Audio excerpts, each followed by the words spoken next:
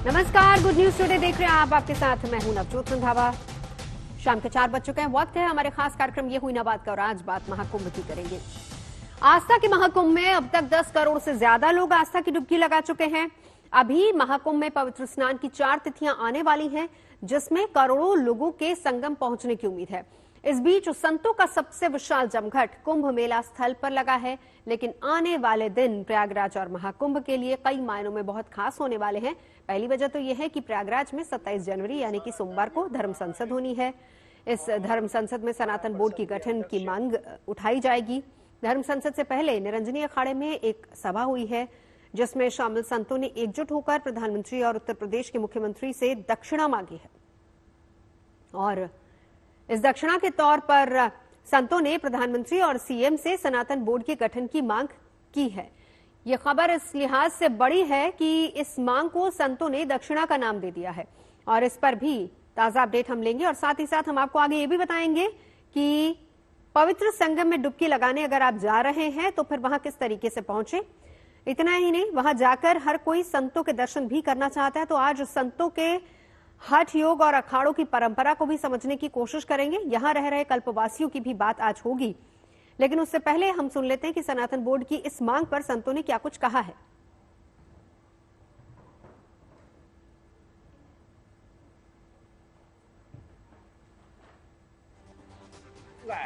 जो सनातन बोर्ड का गठन हो, उसमें सभी देश विदेश जितने भी हमारे मठ है, जितने भी हमारे सनातनी है, सभी उसमें भाग लें। और आने वाली 27 जनवरी को जो हमारा कार्यक्रम महाराष्ट्र के पंडाल में होगा, और हमारा 17 सेक्टर में हमारा पूरा प्रयास रहेगा। जितने भी मेला क्षेत्र में पंडाल है, जितनी भी कथाएं हो रही है, वो 27 को सब अपना अपना काम छोड़ करके, जितने भी हम संत है, महात्मा सनातनी है, सभी कौन से सेक्टर 17 सेक्टर में हम महाराष्ट्र के पंडाल में पहुंचेंगे। और 12 बजे हमारा जो है 12 बजे से शाम के 5 बजे तक हमारा कार्यक्रम चलेगा। हमारा प्रयास है जो हमारा बोर्ड हो वो सुंदर हो, वो स्वच्छ हो, ऐसा हो कि जिसमें सबको भाग मिले, सब उसमें हमारे सदस्य हो। जैसे आपने देखा होगा, हमारे 13 अखाड़े हैं, हमारे महामंडलेश्वर है, हमारे कथाकार है, पूरे भारत में जितने मठाधीश है, हमारे शंकराचार्य है, सभी उसमें जो है हमारे पदाधिकारी होंगे, सभी उसमें सदस्य होंगे। हाँ, हमारा एक ही लक्ष्य है कि जो भी छोटे मठ है, छोटे मंदिर है, उनको सुरक्षा दी जाए, उनको बचाया जाए। संजय शर्मा मेरे सहयोगी इस वक्त हमारे साथ जुड़ चुके हैं, कुंभ क्षेत्र से ही हैं और इस बैठक पर लगातार वो भी नजर बनाए हुए। संजय, थोड़ा सा समझाइए कि सनातन बोर्ड क्या है, कैसी होगी इसकी रूपरेखा और इसके पीछे का उद्देश्य क्या है। सनातन बोर्ड की मांग लंबे समय से चल रही है। जब से वक्फ बोर्ड का ये सारा विवाद आया है, उसके बाद ये मांग और जोर पकड़ गई है कि एक सनातन बोर्ड बनाया जाए, ताकि जितने मंदिर हैं, कई मंदिरों की उपेक्षा हो रही है, सरकार टैक्स उन मंदिरों से ले रही है या उन मंदिरों पर सरकारी नियंत्रण है, कई मंदिरों में रिसीवर बहाल हैं, सरकारी नियंत्रण है, उससे मुक्त कराया जाए। इसके अलावा जो वैदिक शिक्षा है उसको आगे बढ़ाने के लिए कैसे उसको रोजगार से जोड़ा जा सकता है, कैसे उसको आगे आने वाली पीढ़ी के साथ जोड़ा जा सकता है, उन तमाम चीजों पर विचार करने के लिए एक सनातन बोर्ड होना चाहिए। धर्मांतरण को रोकने के लिए सनातन बोर्ड होना चाहिए, जो सारे नियम कायदे बनाए कि बिना मर्जी के किसी को प्रभाव में, दबाव में, अभाव में या इनका फायदा उठाकर किसी का धर्मांतरण ना कराया जाए। इन तमाम चीजों पर बात करते हुए हमने जब जगतगुरु शंकराचार्य जी से भी बात की, उन्होंने भी कहा कि सनातन बोर्ड आज की आवश्यकता है, होना चाहिए।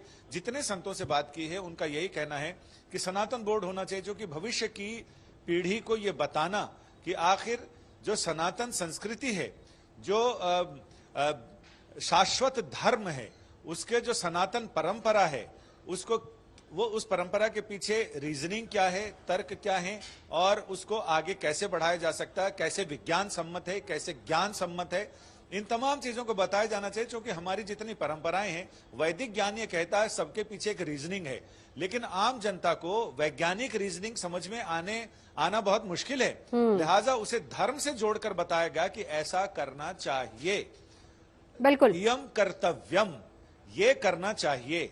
क्यों करना चाहिए, इसका रिसर्च करना चाहिए कि वो क्यों करने की बात की गई, तो वो सर्च तो उन्होंने हमारे ऋषि मुनियों ने सर्च तो किया था, अब रिसर्च करने की जरूरत है, यानी उसको फिर से एक बार खोजने की जरूरत है, उसके अंदर जाने की जरूरत है। तो इनका ये कहना है कि सनातन बोर्ड रहेगा तभी सनातन संस्कृति के बारे में लोगों को, जो ये शाश्वत धर्म है जो शुरू से चला आ रहा है, इसकी जो सनातन परंपरा है जिसका आदि है ना अंत है, इस तरह के कुंभ मेले उस अंत को अनंत बनाने की क्या जरिया है। तो ऐसे में उस पर काम किया जाना चाहिए, ना कि कुंभ को इस तरह के, जिस तरह के सोशल मीडिया में डिरेल्ड हो रहा है कुंभ, हाँ। उसको वैसा नहीं होने के बजाय युवाओं में चर्चा ये होनी चाहिए कि आगे परंपरा कैसे हो और सनातनी परंपरा दरअसल है क्या। जी, अब संजय ये भी बताइए, देखिए 27 को अहम बैठक होने वाली है। अब जिस तरीके से संतों ने कहा है कि हमें दक्षिणा के तौर पर ये चाहिए, देखिए कहीं ना कहीं इसको दक्षिणा का नाम देकर कहीं धर्म संकट में तो नहीं डाल दिया है, क्योंकि दक्षिणा से तो कोई भी इनकार नहीं कर सकता है। जी हाँ, बिल्कुल। दक्षिणा की अगर हम ऐसे बात करें तो जब भगवान शिव ने लंकापुरी बनवाई थी तो वो अपने परिवार के लिए बनवाई थी, और जब रावण के पिता वहां पर आए ऋषि विश्रवा, तो उन्होंने जब पौरोहित्य कराया, उसका गृह प्रवेश कराया, हाउस वार्मिंग कराई, तो कथा ये कहती है कि शिव पार्वती ने पूछा कि हे ब्राह्मण देव, आप दक्षिणा आपको क्या दी जाए? तो उन्होंने दक्षिणा में वो लंकापुरी ही मांग ली। उन्होंने कहा जिसकी मैंने गृह प्रवेश कराया है, नगर प्रवेश कराया है, यही मुझे दक्षिणा में दे दीजिए। और तभी विश्रवा ऋषि को ये कहा गया कि अब ये कैलाश से अपनी लंका उठा के ले जाओ, क्योंकि दक्षिणा में यहाँ हम तो रह नहीं सकते, ये तो आपको दक्षिणा में दे दी। तो फिर उसे सागर पार श्रीलंका में वहां पर शिफ्ट किया गया, उस सोने की लंका को। तो दक्षिणा तो ऐसी होती है, और दक्षिणा की ही वजह से राजा हरिश्चंद्र की कथा अभी तक पूरी आती है कि जहां उनको कुछ पैसे मिलते थे वहीं ऋषि विश्वामित्र आ जाते थे, वो कहते थे लाओ इसमें से हमारी दक्षिणा कहाँ है, हमारी दक्षिणा भी पूरी नहीं हुई। तो दक्षिणा वैसी है। तो इन संतों महंतों ने भी दक्षिणा का नाम देकर सरकार को एक बार धर्म संकट में तो डाल ही दिया, क्योंकि विपक्ष अब अगर ये देते हैं तो उस समय कैसा राजनीतिक विवाद होगा, और अगर सनातन बोर्ड की मांग को ठंडे बस्ते में डाला जाता तो विपक्ष को मौका मिल जाएगा कि इतना बड़ा आयोजन हुआ लेकिन ऋषियों को, संतों महंतों को दक्षिणा नहीं मिल पाई। बिल्कुल बिल्कुल। चलिए, धर्म संकट भी है, लेकिन संजय नजर आप बना रखिए। बहुत शुक्रिया आपका इस पूरी जानकारी के लिए। तो इसी पर तमाम खास मेहमान भी हमारे साथ मौजूद हैं। वैसे आज हम चर्चा कल्पवास को लेकर भी करेंगे, हठ योग को लेकर भी करेंगे, साथ ही साथ आपको बताएंगे कि अगर आप कुंभ जा रहे हैं, क्योंकि आज शुक्रवार का दिन है, शनिवार इतवार आप लोग प्लान बना रहे होंगे वहां पर आस्था की डुबकी लगाने का, तो आपके लिए क्या क्या इंतजाम वहां पर है, कैसे आप वहां पर पहुंचे, सब कुछ आपको बताएंगे। लेकिन उससे पहले उमेशानंद जी महाराज हमारे साथ स्टूडियो में मौजूद है जूना अखाड़ा से। साध्वी विश्वरूपा भी हमारे साथ जुड़ चुकी हैं, धर्म गुरु है। साध्वी प्रज्ञा थोड़ी देर में हमारे साथ जुड़ेंगे। आचार्य राज मिश्रा जी हमारे साथ हैं। उमेशानंद महाराज जी, अब देखिए ये जो मांग संतों की तरफ से की गई है, एक रिएक्शन में आपका, और ऊपर से ये कहा गया है कि ये हमें दक्षिणा में दे दीजिए। देखिए, दक्षिणा का बड़ा महत्व है। हाँ। महाकुंभ एक बहुत बड़ा पर्व है, बड़े बड़े अनुष्ठान हैं। यह सनातन का अनुष्ठान है। यहाँ अखाड़ा परिषद, बड़े बड़े मंडलेश्वर, महामंडलेश्वर, कथाकार, नागा साधु और संपूर्ण भारत यहाँ एकत्रित होने वाला है, सनातन एकत्रित होने वाला है। और इसके इतने बड़े अनुष्ठान के बाद निश्चित तौर पर राष्ट्र के प्रधानमंत्री और उस राज्य के मुख्यमंत्री से दक्षिणा तो स्वाभाविक रूप से बनती है, लेकिन यह दक्षिणा थोड़ी अलग है। यह दक्षिणा इसलिए अलग है, यह दक्षिणा व्यक्तिगत तौर पर नहीं है, यह व्यक्तिगत हित को साधने के लिए दक्षिणा नहीं ली जा रही। यह दक्षिणा संपूर्ण सनातन हिंदू राष्ट्र और अपनी संस्कृति सभ्यता को, धरोहर को संजोने के लिए यह दक्षिणा मांगी जा रही है। मुझे लगता है कि दक्षिणा अनुकूल भी है और इसमें थोड़ी सी भी प्रतिकूलता नजर नहीं आती। निश्चित तौर पर दक्षिणा दी भी जाएगी और संतों को खुश भी किया जाएगा। और मुझको लगता है कि इसकी जरूरत आपको महसूस होती है आज की डेट? बिल्कुल। अगर भारत में 90 करोड़ हिंदुओं को बचाना है, इस संस्कृति सभ्यता को बचाना है और भविष्य में ऐसे कुंभ देखने हैं, तो निश्चित तौर पर एक सनातन बोर्ड का गठन होना चाहिए। और ये जो मांग की है, हम सब इसका समर्थन करते हैं। चलिए, एक बार साध्वी विश्वरूपा जी, अब आपके पास आना चाहूंगी। आपको लग रहा है कि इस बोर्ड की जरूरत है, क्यों है, और क्या ये मांग सही है? निश्चित रूप से बहुत जरूरत है।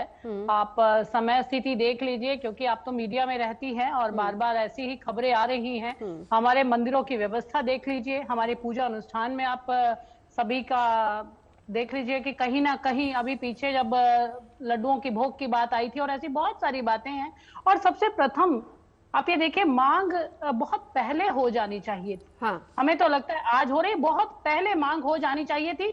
और परंतु सनातनियों की एक खूबसूरती रहती है, जब बिल्कुल पानी सर से जाता है, जब हम जागते हैं, जब हमें लगता है कि अब बहुत सामने वाले ने कर दिया है, अब अपने हक की मांग करो। तो निश्चित रूप से सनातन बोर्ड बनना ही चाहिए। ये सिर्फ एक धर्म की बात नहीं है, ये मानव कल्याण के लिए बहुत आवश्यक है। मानव कल्याण के लिए आपने कहा आवश्यक है। एक रिएक्शन जरा राज मिश्रा जी आपसे भी लेना चाहूंगी। देखिए, मेरे दृष्टि से ये बहुत सुंदर मांग है और सरकार को इस पर विचार करना चाहिए और देना भी चाहिए। सबसे पहले तो मैं बहुत धन्यवाद करता हूं जो संत यहां पर एकत्रित है और हम सब लोग मिलकर के मांग कर रहे हैं। हम किसी चीज पर पत्थर वर्षा करके, जबरदस्ती करके हमको देना ही पड़ेगा, इस विषय पर हम कभी सोचते ही नहीं हैं। हम सीधा निवेदन करते हैं और उस निवेदन से जो प्राप्त होता है उसको स्वीकार करने का प्रयास करते हैं। श्री रामचरितमानस में गोस्वामी तुलसीदास जी ने एक बहुत सुंदर चौपाई कहा। उन्होंने कहा, बंदहु संत समान चित हित अनहित नहीं कोय, और अंजल गति शुभ सुमन जम सम सुगंध कर दोय। संत का स्वभाव ही है कि जिससे चारों तरफ प्रसन्नता रहे, चारों तरफ सुगंधी रहे। नवजोत जी, आप स्पष्ट जानते हैं कि इस देश का जो बंटवारा हुआ था वो दो धर्म के आधार पर ही हुआ था, इसको कोई डिनाई नहीं कर सकता। सेकुलरिज्म शब्द बाद में जोड़ा गया था, बंटवारे के समय नहीं जोड़ा गया था। अब क्या हुआ, जो पड़ोसी देश में हमारी जो मंदिर इत्यादि थी, जो हमारे धर्म स्थल थे, उनकी क्या परिस्थिति आप सब लोग जानते हैं। हाँ। ये जब बंटवारा ही सनातन के और दो धर्म के बीच में हुआ था, तो हमें अपने धार्मिक स्थलों को सुरक्षित रखने का अधिकार है। और अगर उस अधिकार पर ऑलरेडी प्रहार हो रहा है, नवजोत जी क्या बात कर रहे हैं? आप गणेश पंडाल पर पत्थर चलते हुए नहीं देख रहे, आप तो न्यूज में देख ही रहे होंगे उसको, है ना। आप वाक्य में अभी लड्डू की चर्चा की गई, उसको नहीं देख रहे हैं। आप देख रहे हैं कि यहां पर कितने दिन आपको राम मंदिर पूरा वेद पुराण शास्त्र कोट सब कुछ कहता है भाई कि राम मंदिर अयोध्या में है, भगवान राम का जन्म अवध में हुआ है। उसको प्राप्त करने के लिए हमको इतने दिन की लड़ाई लड़नी पड़ी है। तो कहां पर आज आप हर दिन देखते हैं, देखो हम मंदिर तोड़ देंगे, हम ये कर देंगे। आप रोज बयान सोशल मीडिया और टीवी चैनल पर भी देख सकते हैं। एक बार साध्वी प्रज्ञा आपके पास आते हुए इसी पर, क्योंकि जो मांग की जा रही है सनातन बोर्ड की, पहली बात तो एक रिएक्शन आपका, और जो बात राज मिश्रा जी कह रहे हैं, देखिए सोच इसके पीछे ये भी है कि सनातन क्या है वो एक तरीके से युवा पीढ़ी को समझाया जाए, उनको बताया जाए। क्योंकि बहुत अच्छे तरीके से मेरे सहयोगी संजय शर्मा ने भी बताया कि देखिए हम तर्क की बात करते हैं, तर्क संगत चीजों को लेकर समझाया जाए कि हमारा धर्म क्या है, कितना प्रैक्टिकल है, इसके पीछे की साइंस क्या है, क्यों नियम कायदे बने। क्या इन सब चीजों के लिए इस बोर्ड का गठन हो रहा है या फिर उसको बचाने के लिए? क्योंकि जब बचाने की बात आती तो इस बार आप देखिए, अगर हम इस बार के महाकुंभ की बात करते हैं, देश ही नहीं विदेशों से लोग पहुंच रहे हैं। सबसे ज्यादा सर्च किया है अरब मुल्कों के लोगों ने महाकुंभ को। सनातन इतना फैल गया है पूरे वर्ल्ड में। बिल्कुल नवजोत जी, ये बहुत ही अच्छी बात आपने बोली है कि महाकुंभ 2025 तो पूरे वर्ल्ड इस पे सर्च कर रहा है। और देखते भी हैं, जब गूगल पे सर्च करते हैं तो रोज पेटल्स आके गिरती है। So it is such a proud moment for all of us. बहुत ही गौरव का विषय है ये, और ऐसे में सनातन बोर्ड का गठन होना अति आवश्यक और ज्यादा हो जाता है। मैं उसके आपको 3 मुख्य कारण देती हूँ। देखिए, सबसे पहला कारण ये है कि कोई भी अगर हम सब्जेक्ट लेते हैं उसका एक सिलेबस होता है, और तब हमारी एक क्वालिफिकेशन होती है, तब हम जाकर डॉक्टर बन पाते हैं। या मान लीजिए अगर मुझे मैनेजमेंट करना है तो मुझे एमबीए करनी होगी, आपने जर्नलिज्म किया है, आपको बीजेएमसी करना होगा, आगे चल के आपको मास्टर्स करनी होगी। बट सनातन में कोई ऐसा कोई कोर्स नहीं है, तो इसीलिए ये जो प्रॉब्लम्स आ रही है, जैसे अभी आपने हर्षा निछारिया का केस देखा हुआ, IT बाबा का देखा, कि कोई भी उठकर आता है और अपने आप को साधु संत कहलाने लग जाता है। तो इससे इस प्रॉब्लम का भी निवारण होगा। पहला मुख्य कारण, गोस्वामी बाबा रामचरितमानस में बहुत सुंदर चौपाई कहते हैं, कलिमल ग्रसे धर्म सब लुप्त भय सदग्रंथ, दम्भी निजमति कल्प करी प्रकट कीन बहुपंथ। कलयुग में क्या होगा? कलयुग में जो दम्भी लोग हैं वो निजमति से अनेकों पंथ प्रकट कर लेंगे, और फिर धर्म का यही हाल होगा जो आज हो रहा है। इसीलिए सही मायने में लोगों को सनातन धर्म की परिभाषा दी जाए, साधु साध्वी कौन होता है, एक प्रॉपर करिकुलम के नाते। तो एक पहला कारण ये है जो मुख्य कारण है। दूसरा कारण यूथ जो है, जो पूरे विश्व से अट्रैक्ट होके आ रहा है, खासकर पहले हम भारतीय युवा की बात करते हैं जो अपने सनातन धर्म की जड़ों से आज जुड़ रहा है, and they started taking pride in it. क्योंकि आप देखिए महाकुंभ इस बार बहुत ही आकर्षण का केंद्र बन चुका है और youth is attracted, you know, so this is a very big thing, very positive aspect we should look at. तो इसीलिए ये भी होना चाहिए कि जो साइंटिफिक एस्पेक्ट्स है सनातन धर्म में वो सबके सामने रखने चाहिए। तीसरा मुख्य कारण जो है वो ये है कि जनमानस के लिए, जनमानस कंफ्यूज हो जाता है, यू नो, किसकी सुने किसकी ना सुने, कौन ठीक कह रहा है कौन गलत कह रहा है। अब देखिए महाकुंभ का समय है, आप लोग बहुत एक अच्छा आपने आज सब्जेक्ट का चयन किया है सनातन बोर्ड का, लेकिन जब ये हर्षा निछारिया का केस चल रहा था IT बाबा का, तो दिल में पीड़ा होती है कि महाकुंभ में इतनी पॉजिटिविटी है दिखाने के लिए, लेकिन क्या क्या परोसा जा रहा है, क्या दिखाया जा रहा है, तो इन चीजों पर भी प्रतिबंध लग पाएगा और जनमानस को एक सही दिशा मिल पाएगी। बिल्कुल, धर्म का मजाक ना हो, एक नियम कायदों के साथ उसको समझा जाए और उसका प्रचार उस हिसाब से किया जाए, इसीलिए ये बोर्ड बहुत जरूरी है। चलिए, हमने बोर्ड की बात की, लेकिन जब आप महाकुंभ क्षेत्र में आएंगे तो फिर आपको एक से बढ़कर एक संतों के दर्शन का सौभाग्य भी प्राप्त होगा। आपको वो लोग भी दिख जाएंगे जो वहां पर कल्पवास की साधना में पूरी तरह से लीन है। इन संतों और कल्पवासियों के बीच जाने से पहले आपको ये समझना बहुत जरूरी है कि आखिर संतों की साधना का मर्म क्या है और कल्पवास के तप का क्या है महत्व। पहले इसे समझ लेते हैं और फिर हम अपने खास मेहमानों से इसी पर चर्चा करेंगे।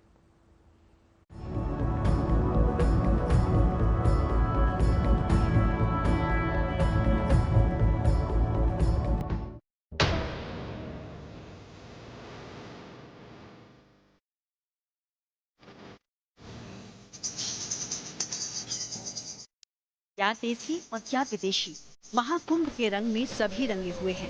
ये रंग है आस्था के, भक्त के और ईश्वर के प्रति समर्पण भाव के। ये सनातन के सबसे बड़े धार्मिक मेले महाकुंभ के रंग हैं। महाकुंभ जो पूरी दुनिया को अपनी तरफ आकर्षित कर रहा है। तभी तो कई श्रद्धालु रूस और यूक्रेन की युद्ध भूमि को छोड़कर कुंभ पहुँचे हैं।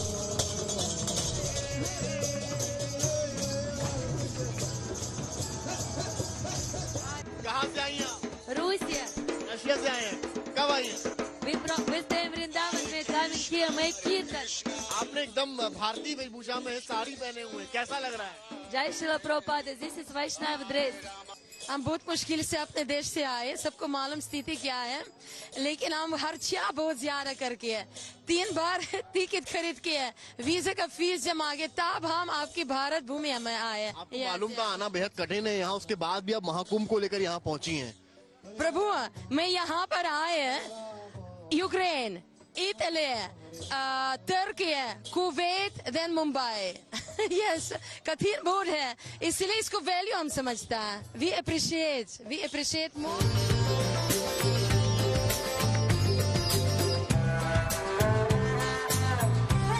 क्या आप भी महाकुंभ की महायात्रा का प्लान बना रहे हैं? अगर हाँ, तो आपके मन में कई सवाल होंगे, जैसे स्टेशन या बस अड्डे से संगम क्षेत्र कैसे पहुंचा जाएगा, महाकुंभ मेला क्षेत्र में पहुंचकर कितना पैदल चलना पड़ेगा, कुंभ मेला जाने के लिए कोई सवारी मिलेगी या नहीं। महाकुंभ की महायात्रा से जुड़े आपके मन में चल रहे तमाम सवालों के जवाब आपको यहाँ मिलेंगे ही। साथ ही कुंभ मेला क्षेत्र में घूमते हुए आपको संगम किनारे कल्पवासी और हठ योगी भी दिख जाएंगे। स्नान, ध्यान, पूजा पाठ और मंत्रोच्चार, इन नियमों का पालन करते हुए संगम की रेती पर श्रद्धालु कल्पवास में लीन रहते हैं। पर्णकुटी में रहते हुए कल्पवासी ब्रह्म मुहूर्त में गंगा स्नान कर हरि पूजन करते हैं। कल्पवासी हर दिन 3 बार स्नान तो एक समय ही भोजन करते हैं, जिसमें गंगा जल का उपयोग किया जाता है। दोपहर को भगवान का भोग लगाकर प्रसाद पाना और इसके बाद कथा कीर्तन में जाना इनकी दिनचर्या होती है। और रात में कल्पवासी फलाहार भी करते हैं। पुण्य सलीला गंगा के तट पर कल्पवास करने के लिए प्रयाग में ही लाखों लोग मौजूद हैं। वैसे गंगा के पूरे मार्ग पर जहां जहां गंगा जी बहती हैं वहां लोग कल्पवास करते हैं। हमारे साथ एक परिवार की 3 पीढ़ियां हैं जो यहाँ कल्पवास कर रही हैं। 3 पीढ़ियों का मतलब दादाजी और उनके बच्चे और उनके भी पोते पोतियां सारे, यानी एक तरह से एक घरेलू ट्रेनिंग भी यहाँ हो जाती है कि आगे कल्पवास कैसे करें, नई पीढ़ी तक ये चीज आती है। तो कल्पवास का आप लोगों का मतलब मकसद क्या रहता है? कल्पवास जो है सनातन संत की जागृत करने के लिए, आत्म शुद्धि के लिए किया जाता है और ईश्वर प्राप्ति के लिए। महाकुंभ मेला क्षेत्र में कई हठयोगी भी देखने को मिलेंगे। इनमें से किसी ने सालों से अपना बायां हाथ खड़ा रखा है, तो कई ऐसे संत भी दिखेंगे जो पिछले 11 साल से खड़ी मुद्रा में ही हैं, न कभी बैठे न सोए हैं।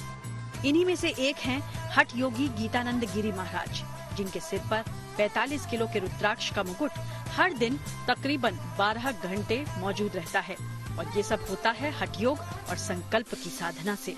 कुंभ या महाकुंभ जैसे अवसरों पर नजर आने वाले ज्यादातर संत तो वर्षों हिमालय में तप करते हैं। महाकुंभ में इन दिव्य संतों के दर्शन और उनका आशीर्वाद मिलना परम सौभाग्य की बात है। प्रयागराज महाकुंभ में आस्था और विश्वास के ऐसे तमाम रंग बिखरे पड़े हैं।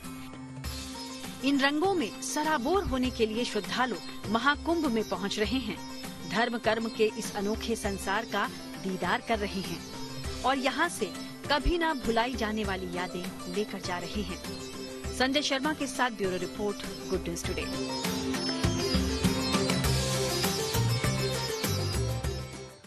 तमाम खास मेहमान लगातार हमारे साथ जुड़े हुए हैं। उमेश आनंद जी, अब आपके पास आते हुए, जब हम कल्पवासियों को देखते हैं, यहाँ पर एक रिपोर्ट भी है हमारे सहयोगी संजय शर्मा की, और बहुत खूबसूरती से वहां पर दिखाया गया कि किस तरीके से लोग वहां जाते हैं, कल्पवास करते हैं और इंतजार रहता है, चाहे अर्धकुंभ हो या फिर कुंभ की बात की जाए।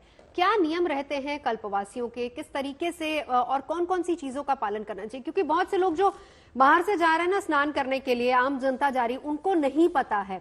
वो देखते हैं कि कल्पवासी है वहां पर, वो बिना सोचे वहां चले जाते हैं, और क्या क्या नियम उनको भी फॉलो करने हैं। देखिए, बहुत सुंदर आपने प्रश्न किया।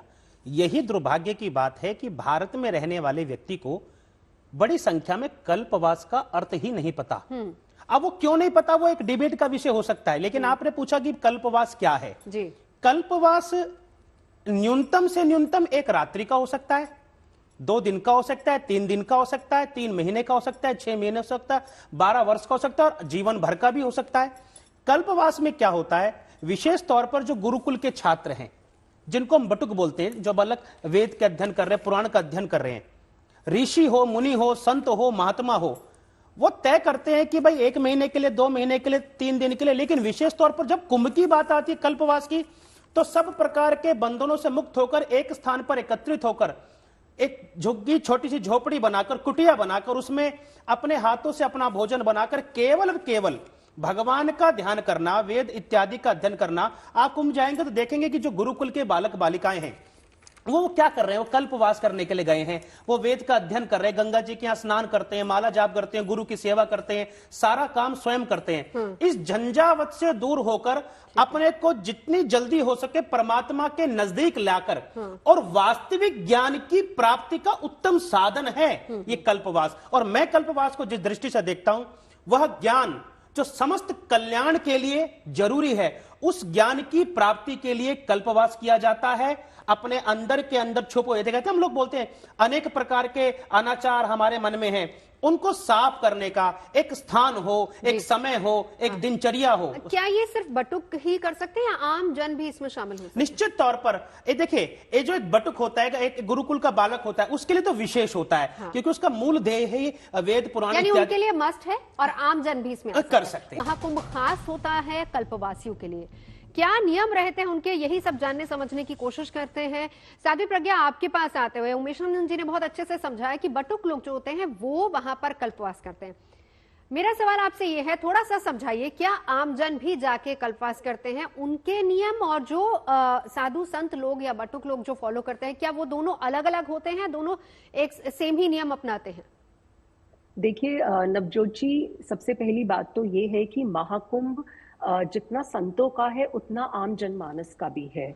और जो नियम है वो नियम क्या है, सबसे पहले तो सात्विक आहार का खाना, मतलब इसमें आप सात्विक आहार खाएं, इसमें आप तामसिक भोजन को ग्रहण ना करें, नॉनवेज को ग्रहण ना करें, आप इसमें शुद्ध आहार को ग्रहण करें, फलों को ग्रहण करें, और ताकि जो अंदर डिटॉक्सिफाई है बॉडी का, सबसे पहले वो इम्पोर्टेंट है। वो कहते हैं ना, एक हमारे शास्त्र में बहुत सुंदर श्लोक आता है, तन स्थिर मन स्थिर वचन स्थिर। पहले तन की स्थिरता आवश्यक है, फिर मन की स्थिरता, और फिर वचन में स्थिरता आती है। देखिए, जब हमारा तन स्थिर हो जाता है, तब जाके हमारी जो मन है, मन की चंचलता खत्म होती है, हम ईश्वर के करीब पहुंचते हैं, तब मन में स्थिरता आती है और उसके बाद हमारी वाणी में स्थिरता आती है, हमारे वचनों में स्थिरता आती है, एक सिद्धता आती है, पवित्रता आती है, शुद्धता आती है। तब जो आप वचनों का प्रयोग करते हैं उसका असर जनमानस पर होता है। तो इसीलिए सबसे पहले सात्विक आहार को ग्रहण कीजिए, ये बहुत ज्यादा इंपॉर्टेंट है। दूसरी जो इंपॉर्टेंट जी साध्वी प्रज्ञा, अपनी बात पूरी कीजिए, कुछ टेक्निकल इश्यू है। राज जी, अगर मैं कल्पवास को लेकर के बात करूं, वास्तविकता में मेरे दृष्टि से कल्पवास एक तो सबसे पहले कि क्या लोगों के लिए डिफरेंट है, बिल्कुल भी नहीं है। जो नियम साधारण परमात्मा का जो नियम है, शास्त्र का जो नियम है, वो सभी पर एक प्रकार से लागू होता है। लेकिन क्यों कल्पवास बार बार कहा जाता है और कल्पवास क्यों महत्वपूर्ण है, अगर इसको जानना, हाँ यस, और इसको अगर जानना है तो हमें थोड़ा सा वेद की तरफ जाना होगा। वेद की तरफ जाकर के हमें थोड़ा सा ज्योतिष का सहारा लेकर समझना होगा। कैसे? 4,32,000 जो वर्ष है वो कलयुग की आयु है, 8,64,000 वर्ष करीब जो आयु है वो द्वापर की है, जो त्रेता की आयु है 12,96,000 वर्ष है, और जो सतयुग की आयु है वो 17,28,000 वर्ष है करीब। अगर सभी को काउंट किया जाए तो जनरली 43 लाख कुछ ऐसा करके, 43,000 या कुछ ऐसा करके जो एक चतुर्युगी की संख्या बनेगी वो बनेगी। जब 71 बार ये चतुर्युगी व्यतीत होता है तो उसको एक कल्प कहा जाता है। 71 बार, सोच लीजिए, 4,43,000 कुछ वर्ष, 43 लाख कुछ वर्ष जो है वो टोटल चतुर्युगी की आयु होगी। 71 बार व्यतीत होगा तो एक कल्प होगा। और इस प्रकार से 14 मनवंतर जब व्यतीत हो जाता है, उसका जो फल प्राप्त होना चाहिए वो इस समय में, अगर एक महीने आप जाकर के कुंभ में रहते हैं, प्रयाग में अगर आप रहते हैं, तो उस पूजन का फल अब आखिर क्यों प्राप्त होता है, ये बड़ा डिफरेंट है। भाई ऐसा क्या हो जाता है उस समय पर जो सब कुछ प्राप्त होता है? उसके लिए आपको श्री रामचरितमानस में जाना पड़ेगा। रामचरितमानस के अंतर्गत गोस्वामी तुलसीदास जी ने वर्णन किया है कि माघ मकर गति जब रवि होई और तीरथ पति आव सब कोई, देव दनुज किन्नर नर श्रेणी और सादर मज्जहि सकल त्रिवेणी। अब आपको देवताओं, सब देवता से मिलना है तो आपको देव बनना पड़ेगा, पता नहीं कितने जन्म लेने पड़े सब देवताओं से मुलाकात हो पाएगी।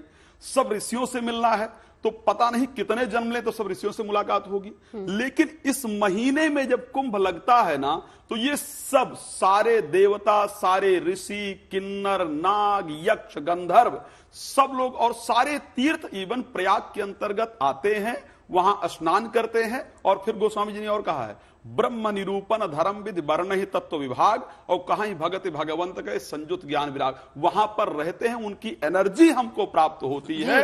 इस कारण से इस कल्पवास को सबसे महत्वपूर्ण कहा गया। बहुत ही खूब, बहुत अच्छे तरीके से कल्पवास का गणित आपने हमें समझाया है। साध्वी विश्वरूपा जी, आपके पास आते हुए, महिलाओं के लिए क्या कुछ विशेष नियम रहते हैं इस दौरान, क्योंकि वो भी कल्पवास करती हैं?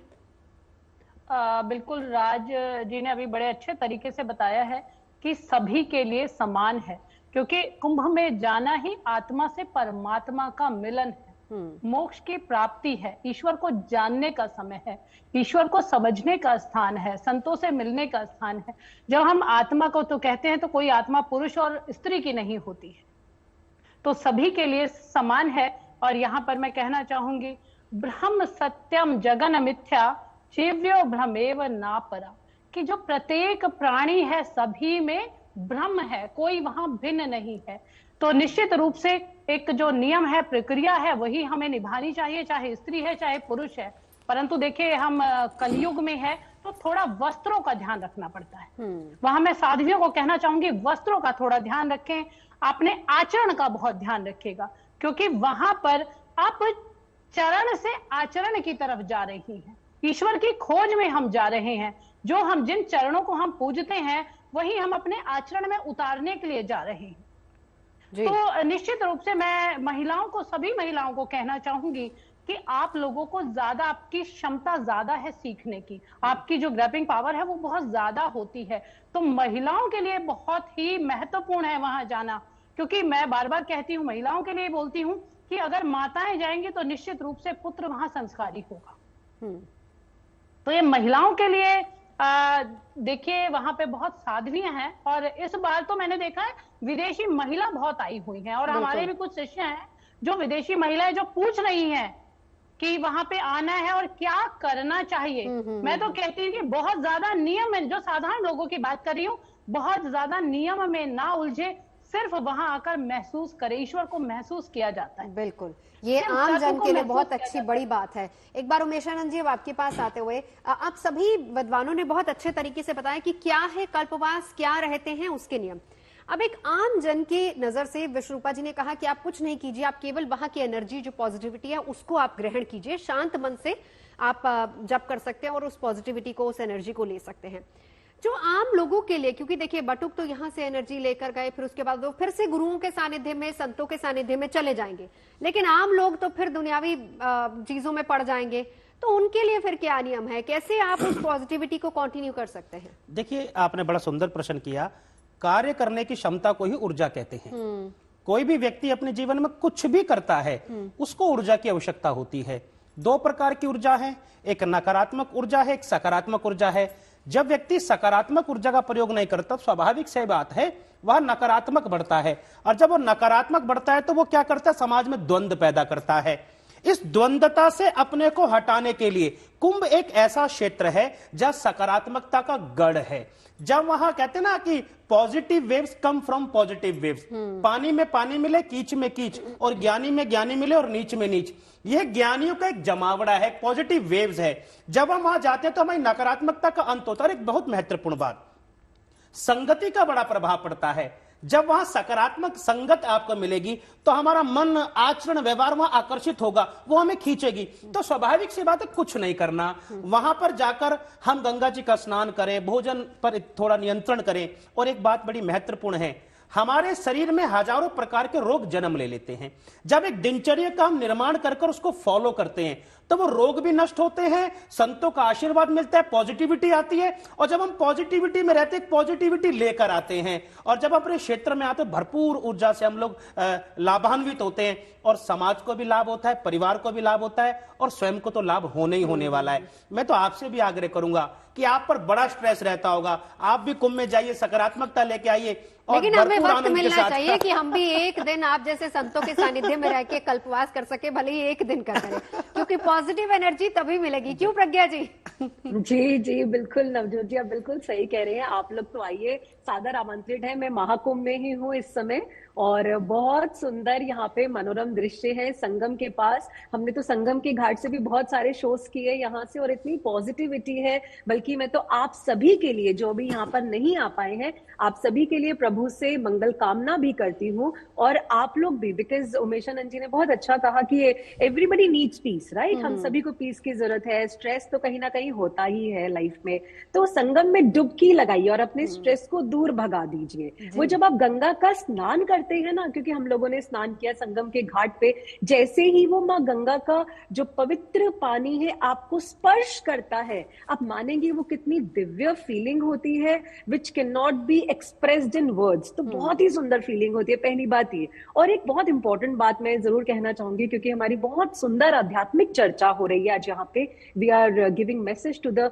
World out there. तो एक चीज मैं कहूंगी कि ये जो संगम है, महाकुंभ है, ये मोक्ष, आस्था, भक्ति का भी संगम है। It is a Confluence of divinity, of spirituality, of self introspection. तो हमें स्वाध्याय भी करना चाहिए स्वयं का, हमें अभिमान का त्याग करना होगा। आप देखिए, चाहे कोई अधिकारी है, प्रशासनिक अधिकारी है, चाहे कोई मेला अधिकारी है, चाहे कोई संत है, चाहे कोई आम जनमानस है, कहीं ना कहीं किसी न किसी के अंदर अहंकार तो आ ही जाता है किसी भी पल पर। तो मैं कहूंगी कि आप महाकुंभ में हैं, आप प्रभु से प्रार्थना कीजिए कि वो अहंकार का आप त्याग करें, और ये जो अवसर आपको मिला है, आप सेवा और दान में भी इसको अवसर को आप इसका उपयोग करें, सेवा करें संतों की, दान पुण्य करें, जितना आपके हाथों से दान निकल जाए। देखिए, अगर अभिमान आपके जीवन में है ना, तो आप कुछ भी कर लीजिए, बिल्कुल वो आपको उसका फल नहीं मिलेगा। बिल्कुल। तो जब अभिमान का आपने त्याग कर दिया, तो आपको आनंद ही आनंद भर जाए। बिल्कुल, बहुत अच्छी बात आपने कही है। चलिए, इसी अच्छे नोट के साथ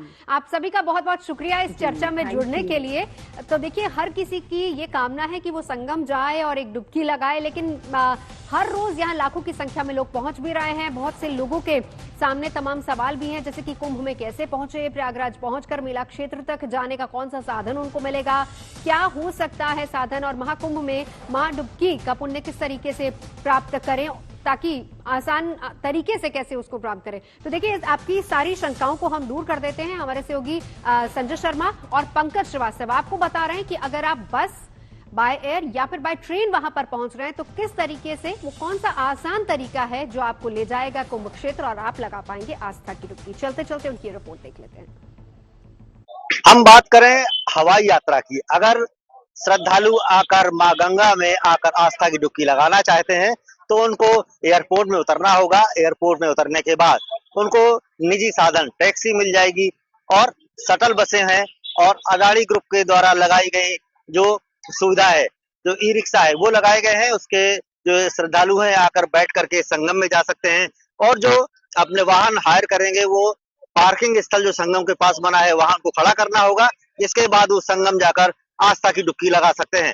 तो प्रयागराज के महाकुंभ में अगर आप आकर आस्था की डुबकी लगाना चाहते हैं तो आपको इस बात का जरूर ख्याल करना पड़ेगा कि जो पार्किंग स्थल है वहाँ अपनी गाड़ियों को खड़ा करना होगा, और अगर एयरपोर्ट से आ रहे हैं तो जो गाड़ियां आपने हायर की हैं वो संगम के जो साइड में पार्किंग स्थल बनी हुई है वहां पर आपको गाड़ी खड़ी करनी पड़ेगी। इसके बाद वहां पर जाकर संगम में आप आस्था की डुबकी लगा सकते हैं। 50 करोड़ से ज्यादा लोग 45 दिनों में तीर्थ यात्रा करने आ रहे हैं। महाकुंभ में संगम में डुबकी लगाने के लिए लोग यहाँ आ रहे हैं, अलग अलग प्रदेशों से, अलग अलग भाषाएं बोलने वाले, जिसके लिए प्रयागराज यहाँ उनके स्वागत के लिए तैयार है। रेलवे स्टेशन पर इन तमाम भाषाओं में यहाँ के लिए जानकारी लिखी है। लेकिन अभी भी जो लाखों लोग रोजाना पहुंच रहे हैं उनके मन में ये आशंका रहती है कितनी दूर पैदल चलना पड़ेगा, कितनी भीड़ रहेगी, व्यवस्था कैसी है। तो आइए हम आपको बताते हैं कि जैसे ही आप प्रयागराज रेलवे स्टेशन पर उतरते हैं तो वहां से सबसे इजी सवारी है, टैक्सी और बाकी चीजों से ज्यादा इजी है ये ई रिक्शा।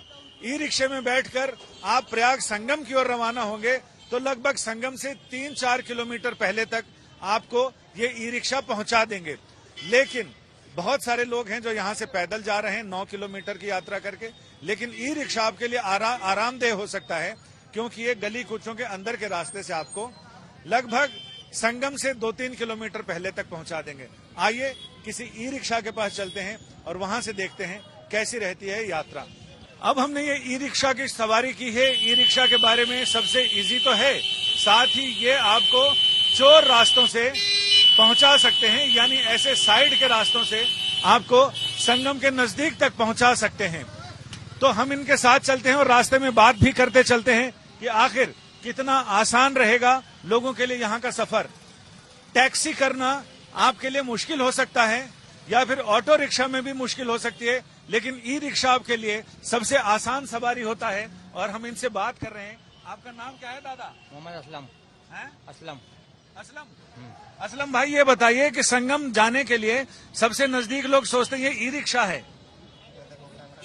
बाबूजी, ई रिक्शा ही मतलब वहाँ तक पहुँचा सकता है। ऑटो विक्रम वाले आधे रास्ते में छोड़ देते हैं। हम लोग घुमा फिरा के जो है नागवासुकी पुल चढ़ा उड़ा के जो है थोड़ा से पैसा एक्स्ट्रा लगा के छोड़ सकते हैं। वहाँ से कितनी दूर रहता है? वहाँ से नागवासुकी यानी दारागंज घाट से जो है वहाँ से टोटल 2 किलोमीटर पड़ता है। प्रयागराज रेलवे स्टेशन से आप चाहें तो ई रिक्शा पर बैठ सकते हैं और ई रिक्शा से आप नजदीक से नजदीक, अगर आपको संगम जाना है तो 3 किलोमीटर पैदल चलना पड़ेगा। मेले के नजारे लेते हुए चलिए और संगम पर जाइए, वहां संगम पे स्नान कीजिए। और अगर आपको गंगा में स्नान करना है तो दारागंज से बिल्कुल नीचे उतरते ही जो दशाश्वमेध घाट है, दारागंज घाट है, वहां पर आप स्नान कर सकते हैं। यानी कुल मिलाकर आपको बहुत ज्यादा चलने की जरूरत नहीं है। लेकिन हाँ, अगर आप मेला घूमने के शौकीन हैं, जहां आपको मेला घूमना है, अखाड़ों में जाना है, तो आप पैदल भी जा सकते हैं और पॉन्टून पुल पार किया, अखाड़ों की तरफ पहुंचे और वहां जाकर संत महात्माओं के दर्शन कीजिए। अगर संगम का दर्शन करना है तो आप 2-3 किलोमीटर पैदल चलेकर मेले का फील लेते हुए आप वहां तक आराम से पहुंच सकते हैं। ई रिक्शा आपके लिए विश्वास की सवारी होगी। संगम नगरी प्रयागराज में लगे महाकुंभ में अगर आप आकर आस्था की डुबकी लगाना चाहते हैं तो आपको ये सोचना होगा कि आप कैसे और किन साधनों से आ रहे हैं।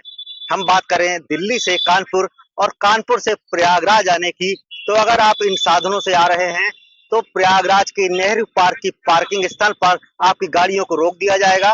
फिर आप शटल बसों से या अपने निजी साधनों को लेकर, ई रिक्शा लेकर आप संगम प्रयागराज पहुंच सकते हैं। और हम बात करें अगर लखनऊ से आप आ रहे हैं तो फाफामऊ की पार्किंग स्थल पर आपकी गाड़ियों को रोका जाएगा। इसके बाद आप वहां से संगम पहुंच सकते हैं। वाराणसी की बात करें तो वाराणसी से झूंसी की पार्किंग स्थल पर आपकी गाड़ियों को रोका जाएगा। फिर इसके बाद आप आकर संगम में आकर आस्था की डुबकी लगा सकते हैं। तो प्रयागराज में जगह जगह यहाँ पर पार्किंग स्थल बनाए गए हैं ताकि भीड़ ना हो, और जिन गाड़ियों के ऊपर पास लगा है वो संगम के पास तक पहुंच सकती हैं। लेकिन आप अगर बिना पास की गाड़ियों से आ रहे हैं या बसों से आ रहे हैं तो आपको इन जगहों पर रुकना होगा। इसके बाद अपने निजी साधनों से इस प्रयागराज के महाकुंभ में जाकर आस्था की डुबकी लगानी पड़ेगी। Pankaj Srivastava, Prayagraj, good news today.